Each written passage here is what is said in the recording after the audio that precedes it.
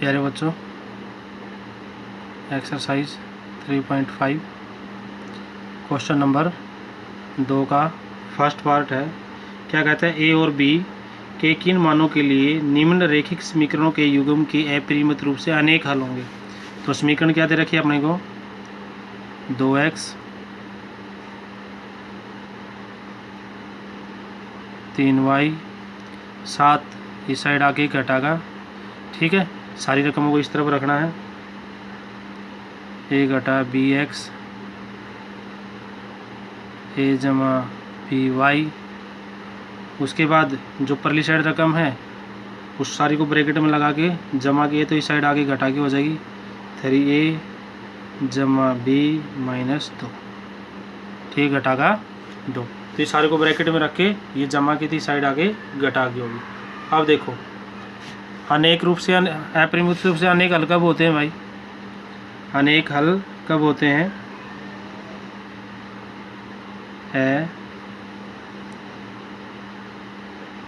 अपरिमित रूप से अनेक हल होंगे यदि a1 बटा a2 बराबर हो b1 बटा b2 बराबर हो c1 बटा c2। जब तीनों बराबर होते हैं तो अनेक हल होते हैं। ठीक है, अब देखो, a1 कितना दे रखा है 2, a2 कितना दे रखा है a माइनस बी, b1 कितना दे रखा है 3, b2 कितना दे रखा है a जमा b। ठीक है, a जमा b। उसके बाद c1 कितना है घटा के 7, ये कितना है घटा के 3a जमा b घटा कट के। अब देखो, पहले हम इन दो को बराबर लेते हैं, इन दो को बराबर लेते हैं। 2a घटा b 3a जमा b। आर पार गुणा करो, यानी इसकी से गला गुणा करोगे तो क्या होगा 2a 2b, इसकी 3 गला गुणा करो 3a 3b। ठीक है, अब आपकी मर्जी है इस साइड ले गया या उस साइड लेके जाओ। इस साइड ले आए हम 2a 2b घटा के 3a 3b। घटा वाली रकम जमा की, जमा वाली घटा की साइड 0 बच गया।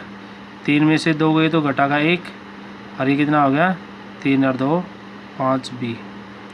ठीक है, ये 0 हो गया। ये आ गई समीकरण नंबर 1।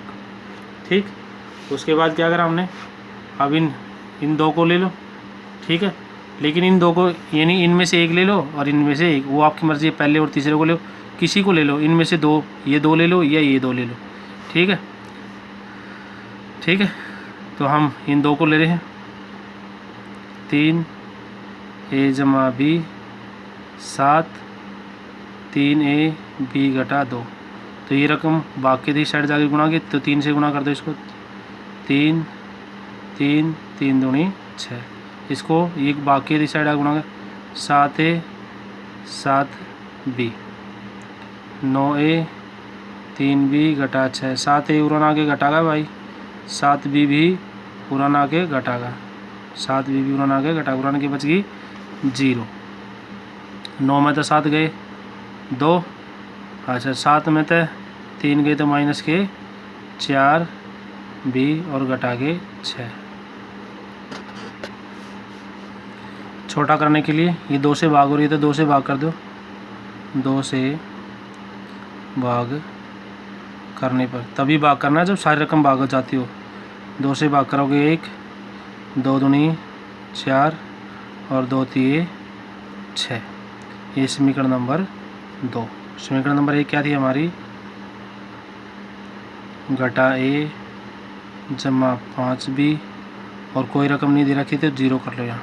ठीक है, ऐसा लिख सकते हो। अब देखो, इसको हल करने के लिए वज्र गुण विधि से हल करेंगे। a, अब देखो इसमें चर लिखने पहले, जैसे x था ना, x की जगह a आ गया, y की जगह b और ये c। a x के आगे वाले तो a के आगे वाले लिखो, जमा का 1 घटा का b के आगे वाले घटा का 2 जमा का 5, फिर घटा का 3 0। ठीक, फिर 1 घटा का 1 और जिससे शुरू करा था दोबारा वही 2 जमा 5 ए। इनकी गुणा 0 होगी भाई, इन दोनों की गुणा क्या है 5 थी ए, 15 घटा की है तो जमा की कर दे क्योंकि दूसरे नंबर वाले का साइन बदलना होता है बी। पहले इन दोनों की गुणा करो, घटा घटा जमा 3, इन दोनों की गुणा 0 होगी 1, इन दोनों की गुणा 5, इन दोनों की गुणा क्या गई घटा घटा जमा 2 और फिर दोबारा घटा कर दो क्योंकि इन दोनों की गुणा क्या ही है जमा के 2 और हमें इसका साइन बदल के लिखना है। तो ये हमारा हो गया भाई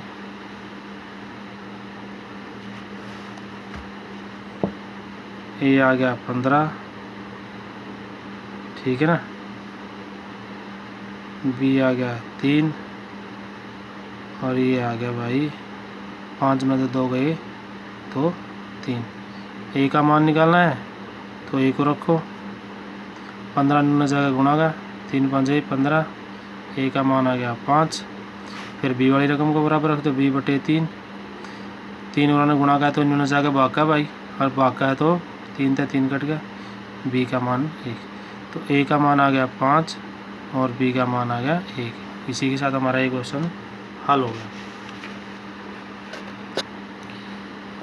इसके दूसरे भाग में क्या कह रहे हैं भाई, हमें समीकरण दी है 3x जमा वाई, एक पुराना का घटा का 2k x के घटा y और ये रकम पूरी की पूरी साइड आओगी तो घटा की हो जाएगी, वह ब्रैकेट में रख के घटा लगा दिया आपने, ठीक है।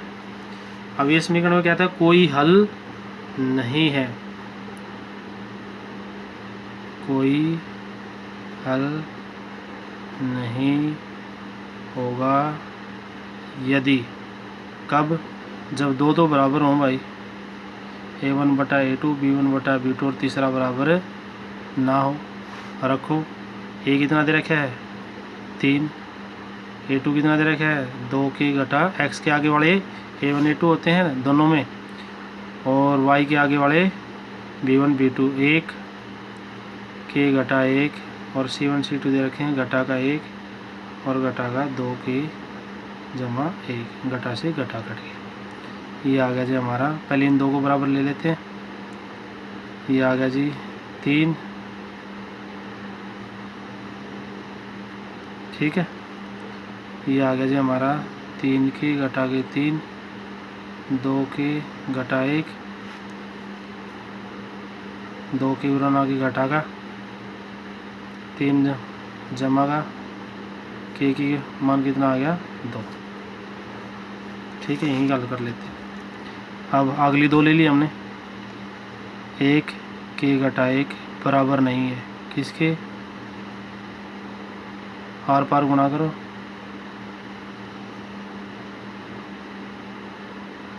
के को रोनो के लेके आओ, के साइड आके कितना हो गया भाई, के की वैल्यू होगी उराना का घटा का, ये भी उराना का घटा का 2 में तय गया, ये घटा का 2 आ गया, ठीक है बच्चों। हमने इनको हल कर लिया। यहाँ से क्या आ गया के का मान -2, यहाँ से के का मान, तो इसका मतलब है के का मान -2 नहीं होगा, के का मान -2 नहीं होगा तो के का मान क्या होगा 2 होगा।